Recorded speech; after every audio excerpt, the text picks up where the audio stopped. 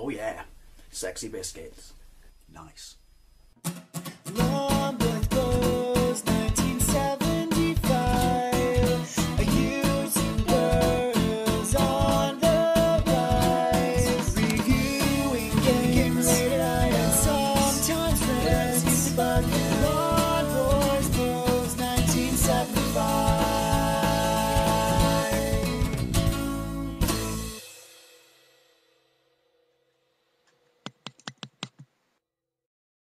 Hey YouTube, Longboys Post 1975, and welcome to the Wednesday vlog. 2 Wednesday vlogs on a Wednesday in a row.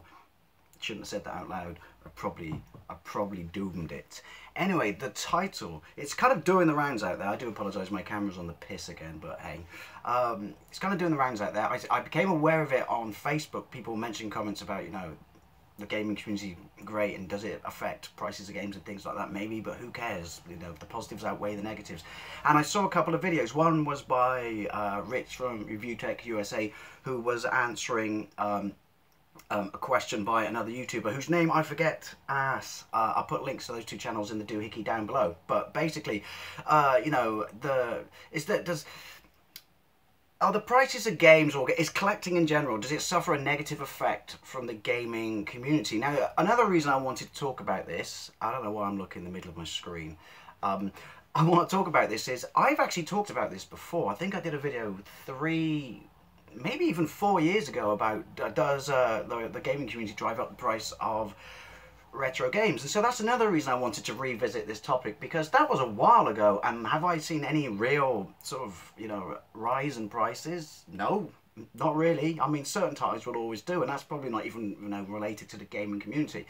But no, I haven't. And you can argue that the gaming community is even bigger now. Maybe that's a lot more small fry channels, but the point is there's a lot more content out there based on retro game collecting, you know, not just playing games, showing games, but showing you, you know, in the wild videos and things like that, and pick up videos and just buying videos. And also the YouTubers who were big then, you know, who did this and they made their name and cut their name and jib on stuff like this, they're even bigger now. They have an even bigger audience. So the fact that I haven't, and this is just, you know, my 2 pence, but the fact that I haven't really noticed a massive hike in prices immediately says, well, is it directly, you know, responsible for anything, you know, like scarcity and stuff like that, and inflated prices? No, not really. Well, to a pinch, but, and yeah, I guess you could call it a tax, if you will. There will be some, you know, increase in rarity. Not a massive one, some increase in rarity, some, you know, increase in prices. You know, when a community or a hobby gets sort of to become, I don't want to say this popular, because all hobbies are popular. It's just you don't necessarily travel in those circles, but, you know, exposure is what I'm looking for. Exposure, basically free publicity and stuff like that. That, to some degree, will have a little ripple effect, you know. I mean, if you disagree, by all means, let me know. But a little ripple effect on, you know, prices and collectability and things like that. But what you got to remember is it's not exclusive to, you know, the gaming community. That's any hobby in general, whether it's, I got to think of some topics now, retro toys, modern toys, you know, like Star Wars figures, things like that, old school comics, cars, things like that. Anything that has a community, there is this side effect, I guess. I don't really see it a negative one, but we'll get to that.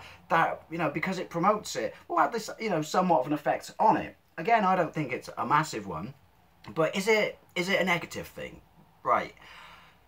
Let's say it has had a massive, you know, effect, well, moderate effect, I should say, you know, on both, like, you know, collectability and prices. Is that a negative thing? Well, first of all, that's, I find people, it's fashionable to, I don't know, have a pop at the gaming community. It seems to have been like that for years. That's probably, you know, the same of any other community, but I don't know, because it's more visible out there than other communities on YouTube, it seems to be a fashionable target, and it's usually from people who don't even collect. But the way I see it, right, is it's like anything that is a preservation of something that ultimately could be gone forever. Think about it. I mean, there are those of us who will always love something old and collect, you know, like antique collectors and stuff like that. I guess you could argue that gamers are like a modern antique collector.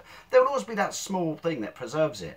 But, you know, unless it's really, really welcome, truly, you know, endorsed, or people, you know, like the gaming community fall in love with it and get new converts and stuff like that, there is a chance that it will become scarcer and scarcer and scarcer, and that would push up prices even more and disappear forever. So the fact that it's in itself is a preservation tool, to me, is worth any inflated price, to be perfectly honest. And then, like I said, a tax, then you could almost argue that it's like a fee to be a member of a club. When I say that, I mean, right, so people always want to be that kind of person who's got a hobby that no one else has, wants kudos and coolness and stuff like that, and I don't know, I think that's just human nature, exclusivity. But at the same time, tell me, right, how many of you have not, like, loved that moment when you've shown someone your collection who wasn't even into retro games? And I don't just mean, like, someone now who doesn't know about the systems before they were born, but someone your age who didn't really get it. And you triggered something in them, and they got it, they clicked, and they started collecting and started enjoying the stuff that you did, and then you would socialise and talk about it, and not just on person, but, like, people, on social media and out there on YouTube. Tell me that's not a brilliant feeling. Come on, that is a brilliant feeling, getting someone into the fold, yeah? So this kind of, oh, we don't need more people doing it, this promotion of this it's ruining it, it's too much. We now have this negative side effect to this wonderful community. Nah, bollocks.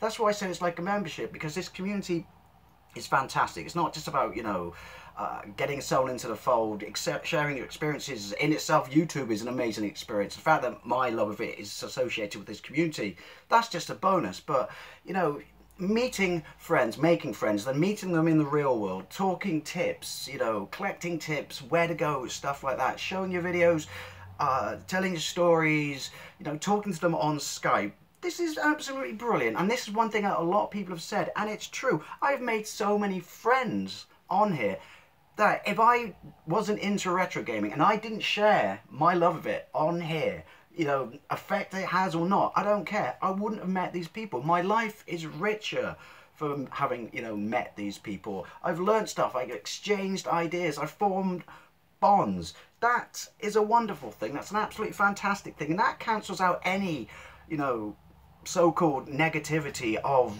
our gaming channels and, is the gaming community driving up prices and doing this? Has it got a negative effect? No, the simple fact that it's given me this experience, and like I said, meeting these people one-to-one in the wild, and which is a weird, exciting, amazing experience. That in itself is just utterly fantastic, and I thank this community massively for that. This has kind of got away from me, but yeah, it's like I said, I haven't seen any massive detrimental effects since I talked about it the first time. I mean, it swings and roundabouts, and it is market forces that it will have that kind of effect, but I don't think it's whopping. I don't think it's great. I don't think it's ruining it. Either, people stop making fucking videos and stuff like that. This is a reflection of everything in life. Everything that becomes popular, won't stay popular forever. For everyone that jumps on it, there's probably two that jump off. People don't, worry about that.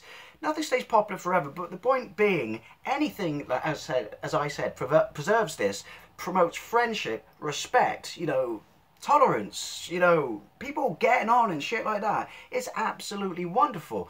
And, my experience aside of it, I just don't see anything bad in it, So yeah, I want to know what you think. Do you think that, this community and that retro collectors, showing people their collections, where to buy them, showing their games, spreading love, spreading passion and stuff like that, is driving up prices and scarcity, creating scarcity, and is having a negative effect for those who want to collect games? Or do you think, like I am, that if that's true, who cares? It's a community that promotes friendship and has given us a wonderful experience. And even that aside, it's just, I don't know, aren't there bigger things to worry about than YouTube ruining collecting? Because, I don't know, it's not, is it? Let's be honest.